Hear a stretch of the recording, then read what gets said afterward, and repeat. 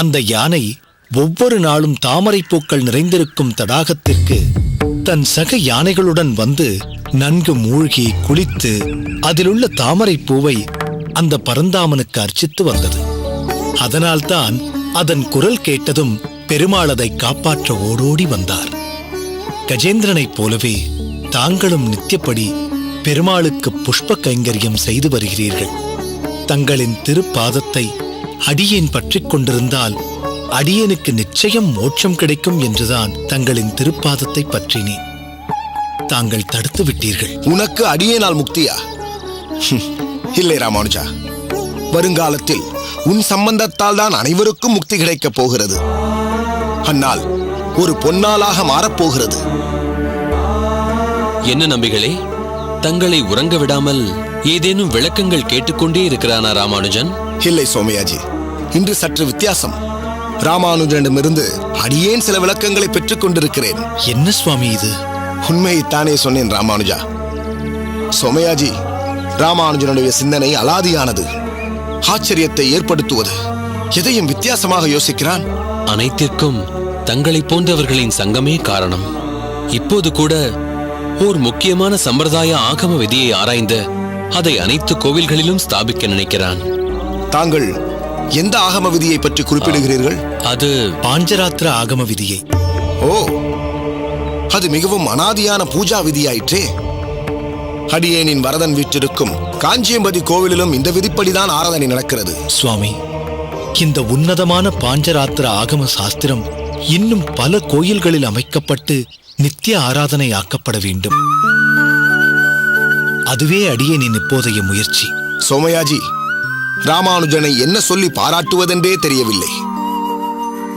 பாஞ்சராத்திர முறையில் பூஜை விதிகளை செய்ய வேண்டும் என்பது நிச்சயம் ஒரு சீரிய சிந்தனைதான். ஆச்சாரியர்களின் நிலையிலிருந்து நீ ஒவ்வொன்றையும் பார்க்கிறாய் ராமானுஜா. யாரும் சிந்திக்காத பல விஷயங்களை நீ சிந்திக்கிறாய். உன் சமுதாய பணி நீண்ட நெடும் பயணம். அதில் நீ எதை பற்றியும் கவலைப்படாமல் கர்மமே கண்ணாக இரு. சாதிக்க பிறந்தவன் நீ. எனவே சோதனைகளை கடந்து முன்னேறுவாயாக. வெற்றிகள் உன்னை தேடி வரும். தங்களின் ஆசிகளின்படியே சுவாமி.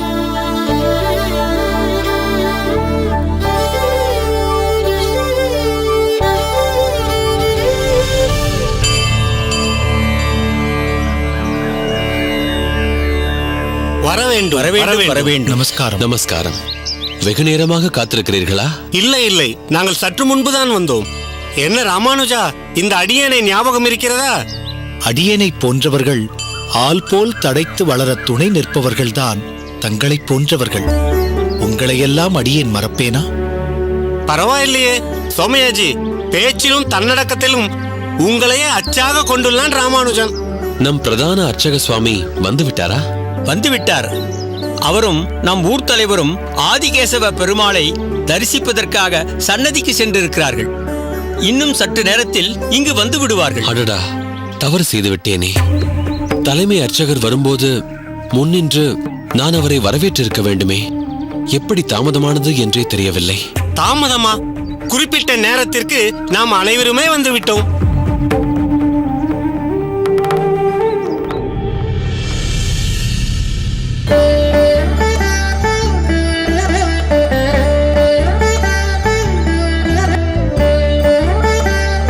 அதோ அவர்கள் மூவரும் வந்து கொண்டிருக்கிறார்கள்.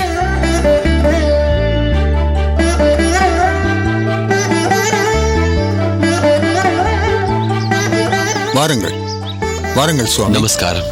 நமஸ்காரம் சுவாமிகளே, இவர் சோமயாஜி, தற்போது நம் கோவில் பொறுப்பில் இருப்பவர். இவன் அடியேனுடைய குமாரன் ராமானுஜன். அடியேன். சோமயாஜி, பார்க்கும் போதே பரவசத்தை ஏற்படுத்துகிறான் தங்கள் குமாரன். அவ்வப்போது இவனது பிரபாவங்களை கேள்விப்பட்டு கொண்டுதான் இருக்கிறேன். நன்றி சுவாமி. வித்யையில் மேம்பட்டு விளங்குவாயாக. ராமானுஜனை முன்னிட்டுத்தான் நாம் பேச வேண்டிய விஷயமே. முதலில் அப்படி அமர்ந்து கொள்ளுங்கள் சுவாமி. ஆற அமர பேசுவோம். அப்படி ஆகட்டும், வாருங்கள்.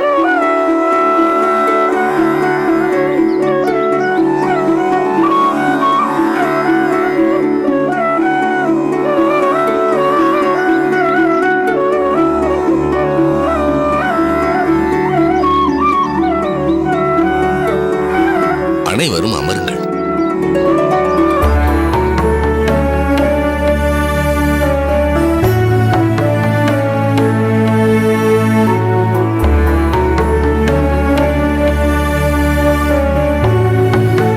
பல கோவில்களில் பெரும் பணியை கவனித்துக் கொண்டிருக்கும் தாங்கள் எங்கள் வேண்டுகோளுக்கிணங்கி இங்கு வந்ததற்கு மிகவும் நன்றி சுவாமி. நன்றி என்ற வார்த்தையெல்லாம் வேண்டாம் சோமயாஜி. இந்த கோவிலில்தான் அடியேன் வெகு காலம் அர்ச்சகராக கைங்கரியம் செய்து கொண்டிருந்தேன். அவ்வகையில் இது என் தாய் வீடு போன்றது. இப்பொழுது நம் ஸ்ரீனிவாச நம்பி வெகு அற்புதமாக திருவாராதனம் செய்து கொண்டிருக்கிறார். அந்த தைரியத்தில் அடியேன் பல கோயில் காரியங்களை கவனித்துக் கொண்டு வருகிறேன். ஏதோ பூஜா விதி பற்றி பேச வேண்டும் என்று சொன்னார்கள். சரி, முதலில் இதை கவனித்து விடுவோம் என்று உடனே வந்து விட்டேன். சோமயாஜி, இவர் தன்னடக்கத்தால் இப்படி கூறிக்கொள்கிறார். ஆனால் பல பொறுப்புகளை தன் தலைமேல் சுமந்து கொண்டு 7-8 கோயில் நிர்வாகங்களையும் உச்சவாதி கைங்கரியங்களையெல்லாம் அற்புதமாக செய்து கொண்டிருக்கிறார். நான் பல நாழிகைகள் காத்திருந்துதான் இவரை கண்டு பேச முடிந்ததென்றால் பார்த்துக் கொள்ளுங்களேன். காக்க வைத்ததற்கு ஊர் தலைவர் முதலில் அடியேனை மன்னிக்க வேண்டும். சாதாரணமாக இந்த ஆத்மா லயமடையக்கூடிய இடம் ஆலயம் என்று குறிப்பிடுவார்கள். அதாவது அமைதி, சாந்தியை தந்து அவரவர் கவலைகளை மறக்கடித்தும் ஒழித்தும் பேரானந்தம் அளிக்கும் இடம் கோயில். மனக்குமுறலோடு வரும் பக்தர்கள் நம் கோயிலுக்குள் பிரவேசித்ததும் புத்துணர்ச்சி ஏற்படும் வகையில் மிகவும் தூய்மையாகவும் ரம்யமாகவும் இந்த திருக்கோயிலை பராமரித்துள்ளார் சோமயாஜி. அதற்கு அடியேனின் முதற்கண் வாழ்த்துக்கள். எங்கும் சுத்தமான துப்புரவு, குப்பைகள் தூசிகள் இல்லாத சூழ்நிலை, ஆங்காங்கே நடப்பட்டுள்ள துளசி செடிகளின் நறுமணம், கோசாலை மற்றும் குளம் பராமரிப்பு என்று பல அற்புதங்களை செய்திருக்கிறார் சோமயாஜி. அடியேன் மட்டும் தனவானாக இருந்தால் பிடிங்கள் 1000 பொற்காசுகளை என்று சோமயாஜிக்கு கொடுத்திருப்பேன். இதில் அடியேன் தனிப்பட்டு எதுவும் செய்துவிடவில்லை. இது இங்குள்ளவர்களின் கூட்டு முயற்சி, அவ்வளவுதான். மொத்தத்தில் அந்த ஆதிகேசவனின் திருவுளப்படி அனைத்தும் நடந்து கொண்டிருக்கிறது. அடியேன் ஒரு சிறு துரும்பு. கோயில் பராமரிப்பின் பெரும் பங்கு இந்த ராமானுஜனையும் அவனது நண்பர்களையும் சார்ந்தது. காரணம், கோயிலின் தூய்மைக்கு அவர்கள் கடுமையாக உழைத்திருக்கிறார்கள். அது மட்டுமா, பல நேரங்களில் உணவையும் தூக்கத்தையும் கூட தியாகம் செய்திருக்கிறார்கள் அவர்கள். முன்பெல்லாம் ஆராதனைக்கு திருத்துழாயான துளசியை வெகு தூரம் சென்று எடுத்து வர வேண்டும். தற்போது அக்குறை இல்லை. இக்கோயிலேயே தாராளமாக துளசி பயிரிடப்பட்டுள்ளது. அதுவும் ராமானுஜனின் ஏற்பாடுதான். பலே, அற்புதம், அதி அற்புதம் ராமானுஜா. உன் மனதில் இருக்கும் சந்தேகம் என்ன? பூஜா உபசாரத்தில் என்ன விளக்கம் வேண்டும்? இவன் என்னுடன் வரும்போது பெரியோர்களின் முன்பு தான் பேசுவது சரியா தகுமா என்று தெரியவில்லை. என் கருத்தை நீங்களே தெரிவித்து விடுங்கள் அப்பா என்று கூறினான். அவன் நினைப்பில் ஒரு தவறும் இல்லை. இருப்பினும் ராமானுஜா, உன் சந்தேகத்தை பொதுவில் வைத்து நீயே கேட்டு தெளிவு பெறலாம். ஆட்சேபனை எதுவும் இல்லை. நன்றி சுவாமி. அடியேன் கேட்க விரும்புவது இதுதான். பூஜா விதிகளில் பாஞ்சராத்திரம் என்று கூறப்படும் ஆகம ஆராதனை முறை பகவானின் திருவாக்கால் அருளப்பட்டுள்ளதால் அம்முறையையே நம் கோயிலில் பின்பற்றலாம் அல்லவா? இது அனாதிகாலமாக கையாளப்பட்டு வந்ததாக அறிகிறேன். ஆனால் தற்போது இதன் மகத்துவம் ஏனோ குன்றிக் காணப்படுவதாக உணர்கிறேன். படித்தும் இது பற்றி கேட்டும் அடியேன் தெளிந்தது என்னவென்றால், பாஞ்சராத்திரம் கையாள்வது எளிது, அதே சமயத்தில் மத நெறியிலிருந்து விலகாமலும் உள்ளது என்பதுதான். உன் கருத்து உண்மைதான். எம்பெருமானுடைய பிரதிஷ்டா விதிகளை, அதாவது ஸ்தாபிக்கும் விஷயத்தில் ஸ்தண்டிலம், மண்டலம், கும்பம், புஷ்பம் மற்றும் விக்கிரகம் ஆகிய 5 விஷயங்களில் ஆவாகனம் என்று சொல்லக்கூடிய நிலைநிறுத்துதல் என்ற 5 முறையை இது குறிப்பிடுவதால் பாஞ்சராத்திரத்திற்கு இப்படி ஒரு அர்த்தத்தை சொல்லுவார்கள். 5 வழிகளில் அர்ச்சகர்கள் ஆவாகனம் செய்து பெருமாளை பூஜித்து வருவதை கோயிலில் இன்றும் காணலாம். மேலும் பஞ்ச சம்ஸ்காரம் செய்தவர்கள் மட்டும்தான் இந்த முறையை கையாள முடியும். மற்றபடி வேதத்திற்கு முரணாக சில விஷயங்கள் உள்ளது என்று சிலர் சொல்லுவதால் பாஞ்சராத்திரம் சற்று ஒளிக்குன்றி காணப்படுகிறது. ஆனால் அது உண்மை அல்ல. அது போதும் சுவாமி. உங்களைப் போன்ற அனுபவஸ்தர்கள் பாஞ்சராத்திரம் ஓர் ஒப்பற்ற ஆகம சாஸ்திரம் என்று கூறி கேள்விப்பட்டவுடன் அடியேனின் விருப்பத்திற்கு மேலும் வலு சேர்த்துள்ளீர்கள். 5வது வேதம் என்று கூறப்படும் மகாபாரதம் அருளிய வியாச பெருமானும் பாஞ்சராத்திரத்தின் புகழை நன்கு நிலைநாட்டியுள்ளார். பகவத் பாதரும் பாஞ்சராத்திரத்தில் கூறும் அனைத்தும் நமக்கு வேண்டாதது அன்று. பல விஷயங்களை நாமும் ஒப்புக்கொள்கிறோம் என்றும் காலத்தை 5ஆக பிரித்து அவற்றிற்கு ஏற்ப எம்பெருமானை இடையீடின்றி ஆராதிக்க வேண்டும் என்று கூறப்பட்டுள்ளதில் எனக்கும் சம்மதமே. இதை நாம் மறுக்கவில்லை என்றும் கூறியிருக்கிறார். அப்படியென்றால் ஒரு தடையுமின்றி பாஞ்சராத்திர ஆகம முறையையே நம் கோயிலிலும் பின்பற்றலாம் அல்லவா சுவாமி?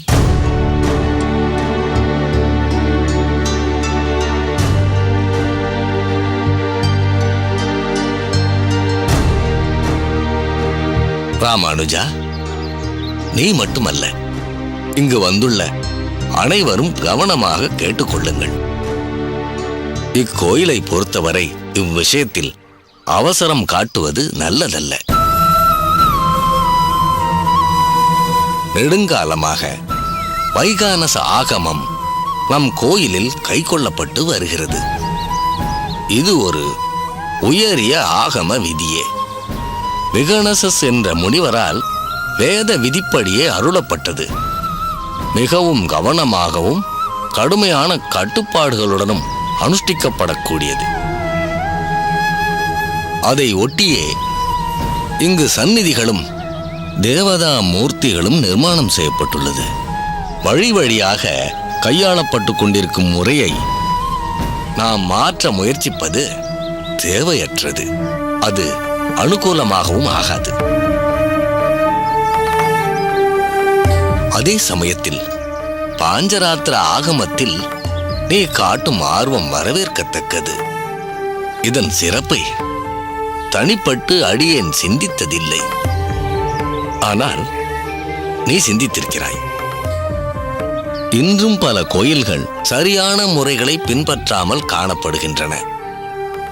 அவற்றில் நீ விரும்பும் இந்த பாஞ்சராத்திர ஆகம விதியை பின்பற்ற வழிவகை செய்யலாம்.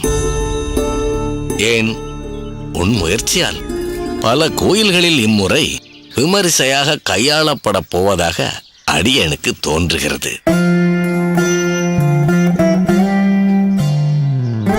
அப்படிப்பட்ட முக லட்சணமும் தீர்க்க தரிசனமும் உன்னிடையே காணப்படுகிறது.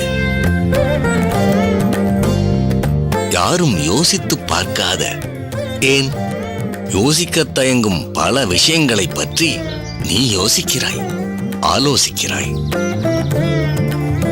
அடக்கத்தாலும் சீரிய சமுதாய சிந்தனையாலும் நீ ஒரு மகானை போல் அடியனுக்கு காட்சியளிக்கிறாய்.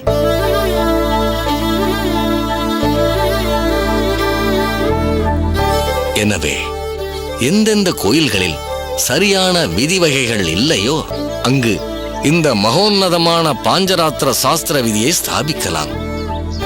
இந்த ஆதிகேசவ பெருமாள் கோயிலில் தொன்று தொட்டு வரும் ஆகம விதியே கை கொள்ளப்படட்டும். இதுவே என் முடிவான கருத்து. நீயும் மற்றவர்களும் அதற்கு உடன்படுவீர்கள் என்று நம்புகிறேன். ராமானுஜா, நீ என்ன சொல்ல விரும்புகிறாய்? தங்களின் இதமான பேச்சுக்கு மறுபேச்சு ஏது? தங்கள் கருத்துக்களில் உள்ள ஆழமான விஷயங்களை அடியேன் மனத்தில் பதித்துக் கொண்டேன். அதன்படியே நடந்து கொள்வேன்.